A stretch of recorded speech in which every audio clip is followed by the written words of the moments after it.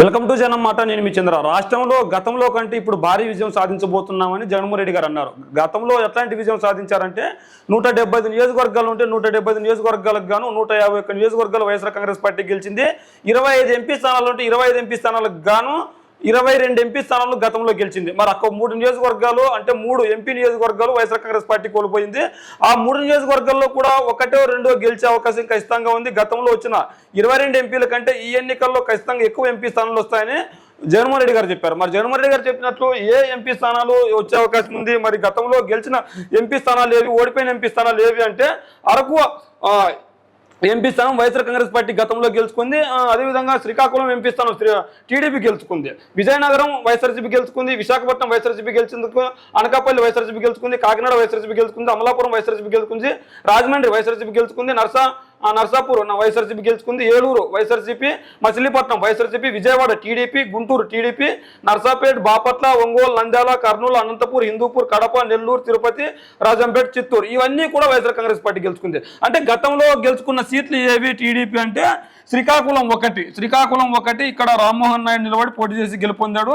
శ్రీకాకుళం ఇక్కడ శ్రీకాకుళం గెలిచింది. అదేవిధంగా విజయవాడ వైఎస్ఆర్ టీడీపీ గెలిచింది. గుంటూరు టీడీపీ గెలిచింది.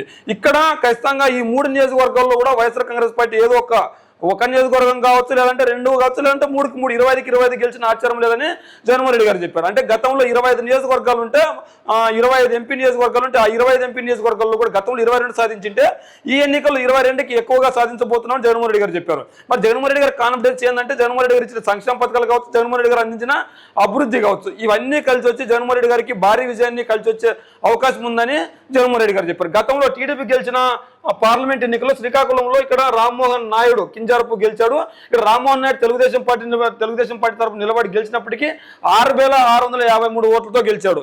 అదేవిధంగా విజయవాడ కేశినేని నాని గారు పోటీ చేసి ఇక్కడ 4,726 ఓట్లతో కేశినేని నాని గెలిచారు. అదేవిధంగా గుంటూరులో వచ్చి గల్లా జయదేవ్ ఇక్కడ తెలుగుదేశం పార్టీ 4,205 ఓట్లతో తెలుగుదేశం పార్టీ గెలిచింది.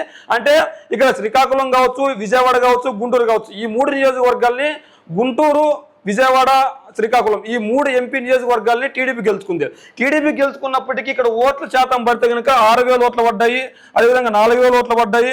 ఇక్కడ 4,000 ఓట్లు పడ్డాయి. మరి ఇక్కడ 3 నియోజకవర్గాల్లో కూడా మొత్తంగా చూసుకుంటే 7,000 ఓట్లతోనే వైఎస్ఆర్ కాంగ్రెస్ పార్టీ పైన గెలిచిందని చెప్పుకోవాలి. అంటే కేవలం 7,000 ఓట్ల కంటే ఎక్కువ ఏ నియోజకవర్గంలోనూ రాలేదు. అంటే ఈ 7,000 ఓట్లు కూడా ఖచ్చితంగా వైఎస్ఆర్ కాంగ్రెస్ పార్టీ ఇప్పుడు ఈ ఎన్నికల్లో బాగా పనిచేసింది. అంటే 2019 ఎన్నికల్లో గెలుపొందిన తర్వాత ఖచ్చితంగా జగన్మోహన్ రెడ్డి గారు ఇచ్చిన మాట ప్రకారం ప్రతి ఒక్క సంక్షేమాన్ని, లేదంటే ప్రతి ఒక్క హామీని, లేదంటే అభివృద్ధి కార్యక్రమాలు ప్రతి ఒక్కటి ప్రజలకు చేరవేర్చారు. కాబట్టి ఖచ్చితంగా ఈ ఎన్నికల్లో మళ్ళీ జగన్మోహన్ రెడ్డి గారు 25 ఎంపీ స్థానాల్లో గతంలో 22 గెలిచి 22కి ఎక్కువ గెలుస్తున్నామని చెప్తారు.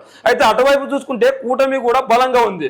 ఒకవైపు జనసేన, మరోవైపు టీడీపీ, ఇంకోవైపు బీజేపీ, ఈ 3 పార్టీ పొత్తులు పెట్టుకున్నప్పటికీ కూడా ఖచ్చితంగా మేము గెలవబోతున్నామని చెప్తున్నారు. అయితే ఇక్కడ కొన్ని స్థానాలు ఎక్కువగా బీజేపీ కేటాయించింది. బీజేపీ కేటాయించిన స్థానాల్లో ఖచ్చితంగా వైఎస్ఆర్ కాంగ్రెస్ పార్టీ గెలుస్తుందని వీళ్ళు చెప్తున్నారు. వీళ్ళకి ఎందుకు అంత నమ్మకం అంటే ఖచ్చితంగా వీళ్ళు చేసిన సంక్షేమ పథకాల్లో కూడా విలేజెసర్స్కి ఎక్కువగా వెళ్ళాయి. అక్కడ village background voting YSR Congress పార్టీకి బాగా పడి ఉందని వీళ్ళ నమ్మకం. ఇంకో నమ్మకం ఏంటంటే మహిళా ఓట్లు పెద్ద ఎత్తున నమోదై మహిళల క్యూలో నిలబడి మరీ ఓట్లు వేశారు. మహిళల అకౌంట్లోకి డైరెక్ట్గా డబ్బులు ఖాతాల్లోకి వేసాం కాబట్టి ఆ ఖాతాల్లో పడిన మహిళలు కూడా మాకే ఓట్లు వేసింటారని వీళ్ళు చెప్తున్నారు. దీనికి తోడు వీళ్ళు అందించిన సంక్షేమ పథకాలు ఏవైతే ఉన్నాయో వాహన మిత్ర కావచ్చు, కాపు నేస్తం కావచ్చు, సంక్షేమం కావచ్చు, లేదంటే అమ్మఒడి కావచ్చు, ప్రతి ఒక్కటి జగన్మోహన్ రెడ్డి గారు గెలిచినప్పటి నుంచి అందిస్తూనే ఉన్నారు. అందరికీ చేరుబాటులో ఉన్నారు. కాబట్టి 25 ఎంపీ నియోజకవర్గాల్లో కూడా భారీ ఎత్తున వైఎస్ఆర్ కాంగ్రెస్ పార్టీ గెలిచే అవకాశం ఉందని వాళ్ళు తేల్చడం చేశారు. మరి టీడీపీ గెలిచినప్పటికీ 3 నియోజకవర్గాల్లో గెలిచినప్పటికీ వాళ్ళు ఎక్కువగా ఫోకస్ చేయలేదు. దానికి తోడు ఇక్కడ గుంటూరు, విజయవాడ చూసుకున్నట్లయితే అక్కడ గతంలో గుంటూరులో గల్లా జయదేవ్ గారు పోటీ చేస్తే గల్లా జయదేవ్ గారు ఇప్పుడు బరిలో లేరు. ఆయన 2014లోను గెలిచాడు, 2009లోను 2014లో గెలిచాడు, 2019లోను గెలిచాడు. 2024 వచ్చేసరికి ఓటు అక్కడ రాజకీయాల నుంచి తప్పుకొని సైలెంట్ అయిపోయాడు. అదేవిధంగా ఇంకో ఎవరన్నా విజయవాడ ఎంపీ కేశినేని నాని గారు ఉన్నారు. ఆయన తెదేపా తరపున పోటీ చేసి గెలుపొందారు.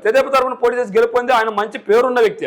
మరి ఆ వ్యక్తి కూడా ఈ రోజు వైఎస్ఆర్ కాంగ్రెస్ పార్టీ వైపు వచ్చాడు. కాబట్టి ఇక్కడ విజయవాడ ఎంపీ స్థానం కూడా వైఎస్ఆర్ కాంగ్రెస్ పార్టీకి గెలవడానికి అవకాశం ఉంటుంది. అదేవిధంగా ఇక్కడ మనం చూసుకున్నట్లయితే కనుక శ్రీకాకుళంలో ఇక్కడ రామ్మోహన్ నాయుడు పోటీ చేశాడు. రామ్మోహన్ నాయుడు పోటీ చేసి గతంలో గెలిచాడు.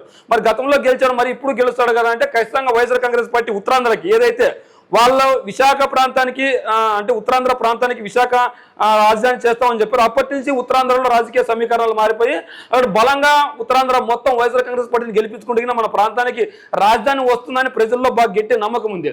ఈ నేపథ్యంలో ఉత్తరాంధ్రలో ఖచ్చితంగా ఉత్తరాంధ్ర వ్యాప్తంగా అందరూ వైఎస్ఆర్ కాంగ్రెస్ పార్టీని గెలిపించుకోవడానికి ఆసక్తిగా చూపుతున్నారు. కాబట్టి ఇక్కడ శ్రీకాకుళం ఎంపీ స్థానం కూడా వైఎస్ఆర్ కాంగ్రెస్ పార్టీ దక్కించుకునే అవకాశం ఉందని మనకు తెలుస్తుంది.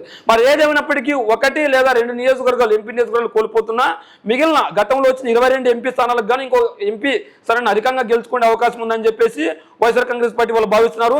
ఫలితాలు కూడా అలాగే రాబోతున్నా మనకు తేలితెల్లమవుతుంది. ఎందుకంటే మహిళా ఓటర్లు కావచ్చు, రైతులు కావచ్చు, లేదంటే ఎవరైతే గ్రామాల్లో ఉంటారో గ్రామాల్లో ఉన్న వాళ్ళు కావచ్చు, వీళ్ళందరూ పెద్ద ఎత్తున వైఎస్ఆర్ కాంగ్రెస్ పార్టీకి ఓటు వేసింటారని గట్టిగా చెప్తున్నారు. అంతేకాకుండా ఒక రాజకీయ విశ్లేషణలు కావచ్చు, రాజకీయ సమీకరణాలని అంచనా వేసి ఎవరు గెలవబోతున్నారని చెప్పే ఒక సర్వే సంస్థ ఎస్సీ, ఎస్టీ, బీసీ ఈ కులాలన్నీ కూడా వైఎస్ఆర్ కాంగ్రెస్ పార్టీకి వెనుదనగా ఉన్నాయి. ఈ కులాలతో పాటు రెడ్డి సామాజిక వర్గం కూడా వీళ్ళకి వెనుదనగా ఉన్నాయి. ఈ 4 సామాజిక వర్గాలు వైఎస్ఆర్ కాంగ్రెస్ పార్టీ వైపు ఉన్నాయి. ఈ 4 సామాజిక వర్గాలు ఖచ్చితంగా వైఎస్ఆర్ కాంగ్రెస్ పార్టీని గెలిపించే విధంగా ఉన్నాయి. గతంలో వచ్చిన అంటే ఏ ఫలితం వచ్చినా క్లియర్ కట్గా ఉంటుంది తప్ప టఫ్ ఫైట్ అయితే ఉండే అవకాశం లేదని ఒక సంస్థ చెప్పింది. మరి ఈ నేపథ్యంలో చూసుకున్నట్లయితే జగన్మోహన్ రెడ్డి గారు చెప్పినట్లు 22 స్థానాల కంటే ఎక్కువగా సాధించబోతున్నారు. మరి టీడీపీ గతంలో 2019లో గెలిచిన 3 ఎంపీ నియోజకవర్గాల్లో కోల్పోయే నియోజకవర్గాలు ఏదైనా ఉందంటే విజయవాడ ఒకటని చెప్పొచ్చు, శ్రీకాకుళం ఇంకొకటి అని చెప్పొచ్చు. మరి గుంటూరులో టఫ్ ఫైట్ నడుస్తుంది. గుంటూరులో టఫ్ ఫైట్ నడిచినప్పటికీ ఇక్కడ కూడా వైఎస్ఆర్ కాంగ్రెస్ పార్టీ బాగా పావులు కదిపింది కాబట్టి గెలుచుకునే అవకాశం ఉంది. మరి మిగిలిన నియోజకవర్గాల పరిస్థితి ఏంటంటే మిగిలిన నియోజకవర్గాల్లో కూడా ఖచ్చితంగా ఎంపీ అభ్యర్థులను కొన్ని చోట్ల మార్చారు. అదేవిధంగా మంచి వ్యక్తులకు టికెట్లు ఇచ్చారు. మరి రాయలసీమ, ప్రకాశం, నెల్లూరు జిల్లాలో అయితే గ్రేటర్ రాయలసీమలో అయితే వైఎస్ఆర్సీపీ వే ఉంది, ఉత్తరాంధ్రలో వైఎస్ఆర్సీపీ వే ఉంది.